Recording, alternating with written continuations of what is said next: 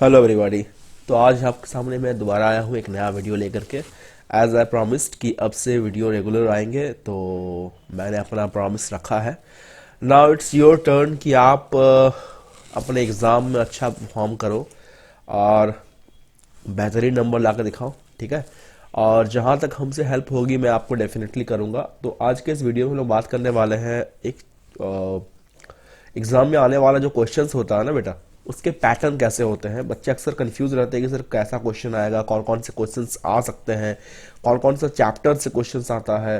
तो हम लोग हर चीज़ के बारे में बात करेंगे आज। आज का ये वीडियो टोटली रहेगा एग्जाम पैटर्न को देखते हुए, ठीक है। और इसके बाद जो हम लोग वीडियो लाएंगे उस पर अपन बात कर रहे होंगे स्ट्रैटेजी के बारे में कि आखिर हम लोग जो पैटर्न का क्वेश्चन आ रहा है एग्जाम में, तो उसके लिए हम किस तरीके का स्ट्रैटेजी बनाएं सो दैट कि हम कम समय में, अब हमारे पास मोस्टली ज़्यादा टाइम है नहीं, ठीक है। मुझे लगता है कि आज से प्री बोर्ड स्टार्ट हो रहा है, आज 2 जैन है। तो आई होप आप लोग अच्छे से एग्जाम दोगे, लेकिन जो हमारा फाइनल होगा उसके लिए हम लोग बेसिकली ये स्ट्रेटेजीज बना रहे हैं, ठीक है। तो आज का ये वीडियो में हम लोग ओनली पैटर्न को देखेंगे। उसके बाद जो अगला वीडियो आएगा कल मोस्टली, उस पर हम लोग देखेंगे कि इन पैटर्न को हम लोग किस तरीके से स्ट्रैटेजी बना करके पढ़ाई करें कि हमारा जो है मैक्सिमम 100 का जो एग्ज़ाम है उस पर एटलीस्ट 95+ मार्क्स आ जाए। ओके, सो चलिए without wasting our time start करते हैं आज का सेशन। तो हमारा बुक का तो नाम है कंप्यूटर एप्लीकेशन, जिसको basically examination point of view से मैंने 2 पार्ट में कैटेगराइज कर रखा है। पहला पार्ट बेसिकली सेक्शन ए होता है जो कि थियोरेटिकल पार्ट होता है, जो कि 40 नंबर के लिए होता है, ठीक है। और सेकंड पार्ट जो होगा that will be section B, जो टोटली प्रोग्रामिंग बेस्ड सेक्शन है और जिसपे 60 नंबर के क्वेश्चंस पूछे जाते हैं, ठीक है। सेक्शन ए जो है वो बेसिकली 2 तरह के क्वेश्चंस के लिए ही बना होता है, जिसमें पहला क्वेश्चन का टाइप जो होता है वो है एमसीक्यूज, जो कि 20 मोस्टली 20 एमसीक्यूज रहते हैं एक एक नंबर के लिए, और हर एमसीक्यू में 1 नंबर रहेगा, तो डेफिनेट सी बात है 20 क्वेश्चंस रहेंगे 20 मार्क्स के। नाउ आते हैं नेक्स्ट हम लोगों का second number point, that is जो 2 मार्क्स के क्वेश्चंस होंगे। मतलब जैसे कि 1 लीनियर क्वेश्चंस, जैसे कि 1 लाइन का आंसर होगा। फॉर एग्जांपल कि write down the syntax for for loop, for loop के लिए सिंटैक्स लिख के दिखाओ, या फिर वाइल लूप का सिंटैक्स कैसा होता है। तो इस तरह का जो सिंगल 1 लाइन के क्वेश्चंस पूछेंगे वो मोस्टली चांसेस है कि 2 मार्क्स का ही होगा। सो जाहिर सी बात है 2 नंबर का क्वेश्चन है, लेकिन 10 क्वेश्चन रहेंगे टोटल इस पे, और 10 questions multiply by 2 that means कि ये भी 20 नंबर के लिए पूछा जाएगा। और ट्रस्ट मी, ये जो 2 नंबर के क्वेश्चंस होते हैं बहुत बेसिक क्वेश्चंस होते हैं। मैं बता दूंगा अभी कि 2 नंबर के जो क्वेश्चंस होंगे वो बेसिकली किस टॉपिक्स से ज़्यादा पूछे जाते हैं। तो देखिए, ये वो टॉपिक्स हैं जिनसे आपका 2 मार्क्स के लिए जो क्वेश्चंस पूछे जाएंगे एग्जाम पे, वो ये है। जैसे कि पहला, right Java expressions. For example मान लीजिए आपको लिखा रहेगा कि a² plus 2ab plus b², ये एक मैथमेटिकल एक्सप्रेशन है, लेकिन इसको आप जावा में किस तरीके से लिखोगे उसके लिए आपको क्वेश्चन आ सकता है कि write down the expression in Java for the following questions. नीचे लिखे हुए क्वेश्चंस के लिए जावा एक्सप्रेशन लिख कर दिखाओ। तो जाहिर सी बात है a² है, तो इसको आप math.pow ब्रैकेट में a,2 लिख सकते हो, right, plus 2 star a star b plus math.pow bracket के अंदर में b,2। एक ये अप्रोच हो सकता है, या आप डायरेक्टली लिख सकते हो a स्टार a, ये हो गया आपका a² के लिए, plus 2 star a star b plus b star b। ये भी एक अप्रोच हो सकता है, ठीक है। तो अब ये बच्चों के ऊपर डिपेंड करता है कि वो किस तरह का अप्रोच को अप्लाई करेगा, ठीक है। तो ये पहला पार्ट हो गया, पहला टाइप हो गया आपका जावा एक्सप्रेशंस लिखने के लिए आएंगे, ठीक है। इसके अलावा एक चीज और पूछता है कभी कभी कि convert the following for loop into while loop, ये भी कभी कभी पूछ देता है। यही 2 मार्क्स के क्वेश्चन के लिए, मतलब सपोज एक क्वेश्चन लिखा रहेगा आपको फॉर लूप में, फॉर एग्जांपल लिखा हुआ है for I equals to 1, okay, I less than equals to 10 and I plus plus. Fine. अब इसके अंदर कुछ समथिंग स्टेटमेंट लिखा हुआ है, सपोज SOPL लिखा हुआ है, सपोज लिखा हुआ है हेलो, हेलो वर्ल्ड। तो जाहिर सी बात है कि ये 10 बार प्रिंट होगा, देख के लग रहा है, लेकिन आपको बोला जाएगा कि इस स्टेटमेंट को, इस फॉर लूप के स्टेटमेंट को कन्वर्ट करो वाइल लूप के स्टेटमेंट में। तो ये भी क्वेश्चंस पूछा जाता है एग्जाम पे, जो आपका पहला वाला टाइप में आ जाता है, ठीक है, ओके। अब आते हैं सेकंड टाइप, जो कि हमारा है इवैल्यूएशन के ऊपर बेस्ड रहता है, यानी कि प्लस प्लस और माइनस माइनस वाले क्वेश्चंस। सर ये कैसा क्वेश्चन होता है? सपोज आपका लिखा रहेगा x इक्वल टू 10, ठीक है, y इक्वल्स टू 15 मान लीजिए लिखा हुआ है, और आपको लिखा रहेगा z equals to x plus plus plus plus plus x plus y plus plus plus plus plus y। अब बोलेगा फाइनली बताइए कि जो z है उसका आंसर कितना आएगा। तो ये एक इवैल्यूएशन बेस्ड क्वेश्चन है। तो मैंने जो एग्जांपल दिया बेसिकली ये इंक्रीमेंट ऑपरेटर को लेकर के दिया मैंने। ये जो प्लस प्लस आपका होता है बेटा ये इंक्रीमेंट ऑपरेटर होता है, और माइनस माइनस जो होता है बेटा ये डिक्रीमेंट ऑपरेटर के टाइप में आते हैं। अब इंक्रीमेंट और डिक्रीमेंट ऑपरेटर के लिए अगर आपको वीडियो चाहिए तो वो ऑलरेडी हमारे चैनल पर अपलोड किया हुआ है, तो आप जा करके सर्च कर सकते हो इंक्रीमेंट और डिक्रीमेंट ऑपरेटर बाय जावा 5 स्टडी। आपको डेफिनेटली उसका वीडियो मिलेगा, अच्छा खासा व्यूज आया हुआ उस पर, रिस्पॉन्स बहुत अच्छा दिखाया बच्चों ने उस पर, तो आप जाकर चेक कर लेना, आपको उसमें हेल्प मिल जाएगी, ठीक है। तो ये हो गया पहला। दूसरा, अब आते हैं कोड करेक्शन पर। मतलब एक फॉल्टी कोड दे देगा, फॉल्टी कोड मतलब कुछ मिस्टेक्स के साथ कुछ कोड दे देते हैं, और कहा जाता है कि भाई इस कोड को आप करेक्ट करके लिखो। यानी कि पहले तो ये ढूंढो कहां पर गलती है, या फिर कभी कभी गलती का पॉइंट भी कर देते हैं वो लोग, और बोलते हैं कि भाई इसको आप जो करेक्ट होगा इसका कोड उसको लिख कर दिखाओ। ये बेसिकली 2 नंबर के सारे जितने भी मैंने अभी आपको क्वेश्चन का टाइप बताया सारा 2 नंबर के लिए क्वेश्चन आता है, ठीक है। नेक्स्ट है आउटपुट फाइंडिंग क्वेश्चंस। मतलब एक स्टेटमेंट लिख देता है ये लोग, सपोज लिख देगा मैथ डॉट पाव, ठीक है, 2,4। आप बोलेगा बताइए इसका आंसर कितना आएगा। तो जाहिर सी बात है 2 का पावर 4 होगा ये, ठीक है, 16 आंसर आएगा इसका।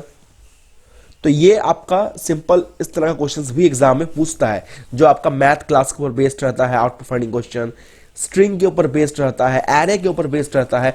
तो यानी कि आउटपुट फाइंडिंग क्वेश्चन सबसे इंपॉर्टेंट है। मैं बच्चों को बोलता भी हूं, आपको अपने कंप्यूटर एप्लीकेशन का जो बुक है बेटा उस पर मिल जाएगा ये, ठीक है, आप जाकर चेक कर सकते हो। और अगर आपको इसके ऊपर क्वेश्चंस का वीडियो चाहिए तो मुझे कॉमेंट करके बताना, मैं डेफिनेटली अगले स्ट्रेटेजी वाले वीडियो के बाद बहुत सारे वीडियोज और भी आएंगे जो बच्चों को एग्जामिनेशन पॉइंट ऑफ व्यू से हेल्प कर रहा होगा, ठीक है। लेकिन मुझे आपका कमेंट चाहिए होगा डेफिनेटली। उसके अलावा मुझे समझ में नहीं आया कि आपको किस तरह का वीडियो चाहिए है, ठीक है। एनीवेज तो बढ़ते हैं आगे। नेक्स्ट हमारा टाइप जो है क्वेश्चन का वो है how many times loop execute. ये बहुत इंपॉर्टेंट क्वेश्चन है, स्टामा कर लो इसको, बिकॉज ये क्वेश्चन एग्जाम में बहुत बार पूछा भी है और बच्चे इसमें बहुत परेशान भी होते हैं। मतलब क्या है सर, इस क्वेश्चन का मतलब ये है कि फॉर सपोज लिखा हुआ i equals to 1, i less than equals to 10 and i plus plus, suppose ये लिखा हुआ है और समथिंग कुछ कोड लिखा हुआ अंदर में SOPL करके, ठीक है। आपको जस्ट पूछेगा कि भाई ये जो लूप है ये कितना टाइम एग्जीक्यूट कर रहा होगा, ये आपको बताना है। तो ये मैंने बहुत ही बेसिक्स तक एग्जांपल लेकर रखा है यहाँ पर, जो आपको दिखा रहा है कि ये 10 बार एग्जीक्यूट कर रहा होगा। इसके अलावा एग्जाम में ये भी पूछ देता है कि how many times the loop execute, इसके अलावा What will be the value of I, ये भी पूछ देता है कि I का लास्ट वैल्यू कितना होगा। मैक्सिमम बच्चे बोलेंगे भाई 10 होगा, जाहिर सी बात है, बट इसका आंसर 10 नहीं, इसका आंसर 11 होगा। बिकॉज लास्ट टाइम 10 जब I का वैल्यू हुआ उसके बाद लूप चला, फिर I प्लस प्लस हुआ था, यानी कि I का वैल्यू 11 हुआ था। भले ही लूप नहीं चला होगा बट आई इंक्रीज किया था। इसलिए इस क्वेश्चन को ट्रिकी क्वेश्चन में भी रखा जाता है कि मैक्सिमम बच्चों का दिमाग में रहता है कि ओके ये लूप जो है 10 बार चल रहा है, दैट मीन्स कि आई का वैल्यू 10 होगा, बट नहीं, आई का वैल्यू 10 के बाद भी आई का वैल्यू 11 होता है, भले ही उस टाइम पर लूप एग्जीक्यूट ना कर रहा हो, लेकिन मेरा जो है आई इंक्रीज किया था। इसीलिए इसमें आई के वैल्यू को भी पूछा जाता है। अगला और सबसे लास्ट जो पॉइंट जो मैंने बेसिकली ऑब्जर्व किया प्रीवियस ईयर्स क्वेश्चंस 10 ईयर्स के बुक्स को मैंने देखा, तो मैक्सिमम जो जगहों पर आपको यही सब चीजें सवाल के रूप में दिखने के लिए मिल रही होगी, तो मैंने उसको आइडेंटिफाई किया और इसको शॉर्टलिस्ट करके एक आपका एग्जाम पैटर्न बनाया। हालांकि ये CISC के द्वारा अपलोड किया हुआ पैटर्न नहीं है, ठीक है, कि यही सबसे सवाल पूछा जाएगा। ये मैंने खुद के ऑब्जर्वेशन को देखते हुए ये पैटर्न आपके सामने रख रहा हूं, ठीक। अगला हमारे पास है एरर फाइंडिंग वाला क्वेश्चन। एरर फाइंडिंग क्वेश्चन सबसे इंपॉर्टेंट है, ये सेकंड स्टार मार्क क्वेश्चन कर लो इसको, क्योंकि ये क्वेश्चंस हर साल एग्जाम में एक तो पूछा गया ही है, मिनिमम एक पूछा गया है, मैक्सिमम 2 या 3 क्वेश्चंस आए हुए हैं एरर फाइंडिंग के लिए। एरर फाइंडिंग क्या होता है सर? तो एरर फाइंडिंग का सिंपल मीनिंग ये होता है कि कुछ कोड लिख के दे देंगे एग्जामिनर, कुछ कोड लिख के दे देंगे एग्जाम में आपको क्वेश्चन पेपर पे, और आपको ऑब्जर्व करना है वो कोड को, उस क्वेश्चन को, फिर पता लगाना है कि इसमें कहां पर एरर है, ठीक है। कभी कभी एरर फाइंडिंग के साथ साथ उस एरर का नाम भी लिखने के लिए कहा दिया जाता है। सपोज कि आपका कहीं पर सेमीकोलन छूटा हुआ है, तो आप वहां पर आइडेंटिफाई करोगे कि on the line number 3 there is a mistake, the semicolon is missing. तो ये तो हो गया एरर का फाइंड करना। बट उसके साथ साथ कभी कभी ये भी लिख देता है कि write down the name of the error also. तो वहां पर आपका अगर सेमीकोलन मिसिंग वाला एरर था, तो जाहिर सी बात है वो सिंटैक्स एरर की कैटेगरी में आएगा, क्योंकि आपका सिंटैक्स कहता है कि सेमीकोलन होना चाहिए, बट वहां सेमीकोलन नहीं है, दैट मीन्स कि वो एक सिंटैक्स एरर की कैटेगरी में आएगा। तो इसी के लिए मैंने चैनल पे एरर्स के ऊपर भी बेस्ड एक डेडिकेटेड वीडियो बना हुआ है, errors in Java by Javafy study करके सर्च करो, आपको एरर वाला वीडियो मिलेगा। डेफिनेटली भयंकर रिस्पांस भी उसमें बच्चों ने दिखाया है, क्योंकि एरर्स बहुत टाइम पर ना बच्चों को क्लियर नहीं होता है कि लॉजिकल एरर कौन सा है, रन टाइम एरर कौन सा है, कंपाइल टाइम एरर कौन सा है, बच्चे कंफ्यूज करते हैं। और ये क्वेश्चन एग्जाम का सबसे फेवरेट क्वेश्चन में से एक है। यकीन मानो ये क्वेश्चन भिड़ना ही भिड़ना है एग्जाम में। अगर आपको यकीन नहीं है 10 ईयर्स जाकर चेक करो, PYQ जाकर चेक करो, आपको मिलेगा ऐसे क्वेश्चन, ठीक है। तो ये हो गया अपना सेक्शन ए कंप्लीट। अब चले आते हैं सेक्शन बी के ऊपर। सेक्शन बी बेसिकली बेटा कंप्लीटली ये प्रोग्रामिंग वाला पार्ट वाला क्वेश्चन है।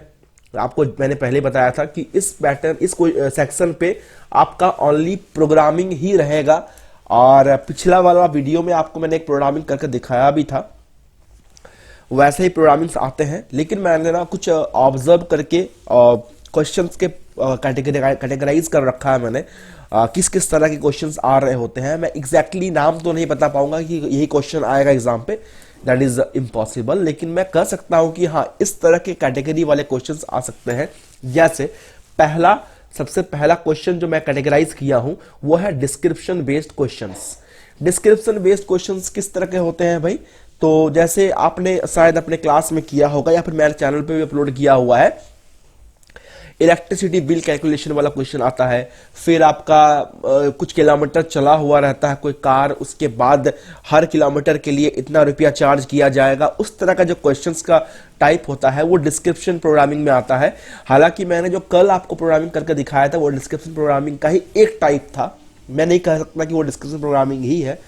डिस्क्रिप्शन प्रोग्रामिंग में क्या होता है कि आपको क्वेश्चन में ऑलरेडी हर चीज को डिफाइन कर दिया जाता है कि आपको क्लास कैसा बनाना है, क्लास का नाम क्या होगा, आपको वेरिएबल कौन से लेने हैं, आपको मेथड्स कौन से बनाने होते हैं, ये सारे, आपको कंस्ट्रक्टर लेना है कि नहीं लेना है अपने प्रोग्राम में, हर चीज क्वेश्चन में डिस्क्राइब कर दिया जाता है। इसलिए भी इस तरह के क्वेश्चंस को डिस्क्रिप्शन वाला प्रोग्रामिंग कहते हैं हम लोग। और ये एक क्वेश्चन तो आना है, ये आप स्टार मार्क कर लो इसको कि इस तरह का क्वेश्चन एक तो देखने के लिए मिलेगा। अच्छा, सबसे इंपॉर्टेंट बात कि सेक्शन बी में आपको सारे क्वेश्चन सॉल्व करने नहीं होते हैं, ओनली 4 क्वेश्चन सॉल्व करना होता है। 15 नंबर का 4 क्वेश्चन इक्वल टू 60 मार्क्स का क्वेश्चन आपका आराम से। और सबसे इंपॉर्टेंट सेक्शन बी प्रोग्रामिंग वाला पार्ट है ना बेटा, तो इसमें अगर आपने बना दिया लॉजिक सही तो आपको 15 नंबर मिलने से कहीं नहीं जाएगा, ठीक है। ये एकदम से स्कोरिंग सब्जेक्ट है, आप कह सकते हो। अच्छा, इसके बाद वाला जो टाइप होता है मैंने उसको कैटेगराइज किया हुआ है नंबर बेस्ड प्रोग्रामिंग, यानी कि जैसे duck number, spy number, Niven number, Armstrong number, automorphic number, even number, odd number, ये सारे जो क्वेश्चंस है बेटा ये सब आते हैं तुम्हारे नंबर बेस्ड प्रोग्रामिंग क्वेश्चंस में। अब मैं ये नहीं कर सकता कि डक नंबर आएगा कि नहीं आएगा सर, हैप्पी नंबर आएगा कि नहीं आएगा, लेकिन हाँ कुछ ऐसा है कि हम लोग जो स्कूल में क्वेश्चंस देते हैं टीचर्स, वो प्रीवियस ईयर्स में पूछे गए क्वेश्चंस को रिपीट कर देते हैं कि हैप्पी नंबर आया था फिर से हैप्पी नंबर दे दिया गया। लेकिन कभी कभी क्या होता है कि एग्जाम में कुछ नया ही नाम देखने के लिए मिल जाता है। मैंने एक क्वेश्चन देखा था, कोरोना नंबर करके एक नंबर था। अब वो नया नंबर है, वो कभी पढ़ा भी नहीं था बच्चों ने। लेकिन मेरा बोलने का मतलब ये है कि नंबर बेस्ड प्रोग्रामिंग होते बड़े इजी हैं, क्योंकि सपोज आपको कोरोना नंबर दे दिया गया है। अब कोरोना नंबर क्या होता है उसका डिस्क्रिप्शन आपको लिख देगा कि वैसे वैसे नंबर जिसमें ये होता है वो, जैसे आपका मान लीजिए इवन नंबर, तो इवन नंबर क्या होता है आपको लिख देगा कि ये number that is divisible by 2 is known as even number. तो वैसे ही जितने भी नए प्रोग्रामिंग में अगर आपको आ जाता है एग्जाम में, तो आपका डिस्क्रिप्शन लिखा रहेगा कि भाई ये किस तरह का प्रोग्रामिंग होता है, नंबर कौन सा है, हैप्पी नंबर क्या होता है, लिख देगा आपको। यहां इंपॉर्टेंट ये होता है बाबू कि आपको वो डिस्क्रिप्शन पढ़ करके लॉजिक को प्रेडिक्ट करना पड़ेगा कि भाई इसका लॉजिक किस तरह का हो सकता है। तो इसके लिए मैं आपको एक वीडियो दूंगा डेफिनेटली कि आप किस तरह से लॉजिक को सोच सकते हो। मैं उस वीडियो को बहुत जल्दी आपके सामने रखूंगा, ठीक है। तो ये एक तरह का क्वेश्चन आएगा आपका एग्जाम में, जो 15 नंबर अगेन आपको मिल सकता है। तो ये भी आपका स्टार मार्क वाला क्वेश्चन हो सकता है, क्योंकि नंबर बेस्ड प्रोग्रामिंग आया है एग्जाम में। अगला हमारा है एरे। वो भी एरे में दो टाइप का एरे हमने पढ़ रखा है, एक 1D यानी कि 1 डायमेंशनल एरे, एक है 2D 2 डायमेंशनल एरे। ये 2 डायमेंशनल एरे थोड़ा कम आया हुआ है एग्जाम्स में, लेकिन 1 डायमेंशनल एरे का एक क्वेश्चन डेफिनेटली पूछा है, और वो भी तुम्हारा सर्चिंग या फिर सॉर्टिंग का क्वेश्चंस पूछा है। अब मेरा कहना यह है कि सर्चिंग और सॉर्टिंग में अगर तुमको डाउट्स है तो डेफिनेटली अगेन मेरे चैनल पे हर वीडियो अपलोड किया हुआ है, आप बस लिखो सर्चिंग इन जावा बाय जावा स्टडी, आपको जितने भी सर्चिंग टेक्निक्स हैं, ठीक है, वो सब मिल जाएंगे आपको। बाइनरी सर्च मिल जाएंगे आपको, लीनियर सर्च मिल जाएंगे आपको, सॉर्टिंग में सिलेक्शन सॉर्ट, बबल सॉर्ट मिल जाएंगे आपको। आप बस लिखो और लास्ट में जावा स्टडी लिख देना, आपको मिल जाएगा डेफिनेटली। और अगर फिर भी आपको समझ में ना आए वहां पर, तो आपको डेफिनेटली मैं नया वीडियो भी बना कर दे सकता हूं, आप उसके लिए कमेंट करना मुझे डेफिनेटली, ठीक है। तो ये आपका 3 तो हो गए स्टार मार्क क्वेश्चन, जिसको आपको बहुत ही बेहतरीन तरीके से करना है, क्योंकि ये क्वेश्चंस ऑलरेडी एग्जाम्स में आए हुए हैं, ठीक है। अगला हमारा है, अच्छा ये 2D एरे जो है वो लीस्ट इंपॉर्टेंट है, थोड़ा सा कम आया हुआ है सब क्वेश्चंस, ठीक है। तो इसलिए ज्यादा इसमें आपको फोकस नहीं करना है तो भी चलेगा, लेकिन ये 3 जो पहला आपको बताया मैंने, इस पे ज्यादा ध्यान देना पड़ेगा, ठीक है। अगला हमारे पास है स्ट्रिंग बेस्ड क्वेश्चंस। स्ट्रिंग में आपको अलग अलग कई तरह के फंक्शंस भी पढ़ने होते हैं, जैसे लेंथ नाम का फंक्शन है, फिर आपका 2 अपर 2 लोअर कैरेक्टर बेस्ड फंक्शंस हो गए, फिर आपका कॉनकैट हो गया, उसके बाद कई तरह के और भी फंक्शंस हैं, जैसे कि हो गया आपका इक्वल्स इग्नोर केस, इक्वल्स, फिर आपका कंपेयर टू, कई तरह के अलग अलग फंक्शंस मैंने अपने चैनल पे रख रखा है। आप बस जाओ अपने डाउट्स को लिखो, बाय जावा स्टडी लिखो, अगर ना मिले तो मुझे बताना, ठीक है। तो ये तो हो गया भाई स्ट्रिंग बेस्ड क्वेश्चंस। स्ट्रिंग के हर टाइप का फंक्शन मैंने ऑलरेडी अपने चैनल पे रख रखा है, आप बस जाओ और चेक करो, ठीक है। अगला हमारे पास जो लास्ट टॉपिक हमने देखा, ऑब्जर्व किया, वो है पैटर्न बेस्ड क्वेश्चन या फिर मेन्यू ड्रिवन क्वेश्चंस या फंक्शन ओवरलोडिंग।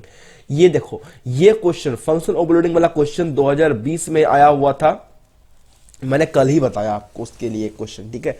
तो ये पैटर्न, मेन्यू ड्रिवन और फंक्शन ओवरलोडिंग तीनों एक साथ नहीं आ सकता है, ठीक है। कभी कुछ पूछ देता है, लेकिन ये पूछता जरूर है, ठीक। ये भी एक बहुत इंपॉर्टेंट सवालों में से एक है। तो 4 सवाल तो मैंने यही आपको स्टार मार्क करवा दिए, जो आपका बहुत इंपॉर्टेंट है।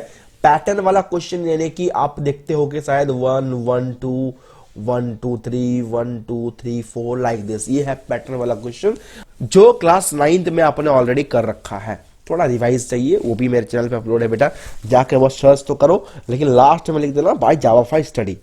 तो ये हमारा कुछ ऑब्जर्वेशन था, जिसके बेस्ड मैंने ये पूरा आपका पैटर्न बनाया और आपके सामने शेयर किया। इस पर बेस्ड स्ट्रेटेजी कैसा होना चाहिए अकॉर्डिंग टू सिलेबस स्ट्रक्चर, तो मैं उसके बारे में कल बात करूंगा नेक्स्ट वीडियो में।